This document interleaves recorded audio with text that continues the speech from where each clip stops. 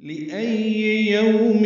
اُجِّلَتْ لِأَيِّ لام حمزہ یا کو جلدی پڑھنا، حمزہ کو یا سے ملانا، یو وولین ہے، تنوین کے بعد حمزہ آنے کی وجہ سے اظہار ہے، یومن اجلت، حمزہ کو جیم سے ملائیں گے، معروف طریقے سے حمزہ اور جیم پڑھیں گے، اجلت،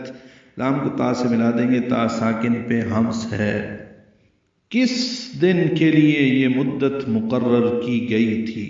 لیوم الفصل، لام کو جلدی پڑھنا، یو وولین ہے، میم کو لام سے ملانا، اظہار ہے، اظہار قمری، فا کو صاد سے ملانا، صاد پر پڑھیں گے اور لام ساکن کر دیں گے، دو حروف اکٹھے سائلنٹ ساکت ہو جائیں گے، لیوم الفصل، صاد اور لام دونوں اجتماع ہو جائے گا ساکنین کا، تو صاد پہ حمز ہوگا، لام ساکن پہ اظہار ہوگا۔ فیصلے کے دن کے لیے، وما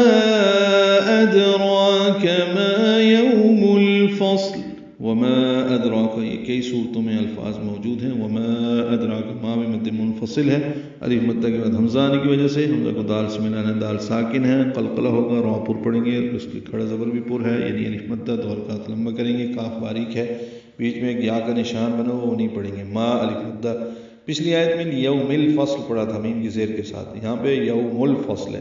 یو وولین ہے، میم کو لام سے ملانا ہے، لام ساکن پہ اظہار، صاد ساکن پہ حمز، لام ساکن پہ اظہار، ما یوم الفصل، اور تم کیا سمجھے کہ فیصلے کا دن کیا ہے؟ ویل یومئذ للمکذبین، یہ الفاظ اس سورہ میں 10 مرتبہ ہیں، یعنی 10 آیتیں صرف یہ ان الفاظ پر مشتمل ہیں، اور اس کے علاوہ بھی سورۃ المطففین میں بھی ہے، وی یا لین ہے، نرمی سے پڑھیں گے، معروف طریقے سے، ویل نہیں پڑھنا، وی پڑھنا، لام کو یا سے ملانا، ادغام ناقص ہوگا، غنہ کریں گے، ویل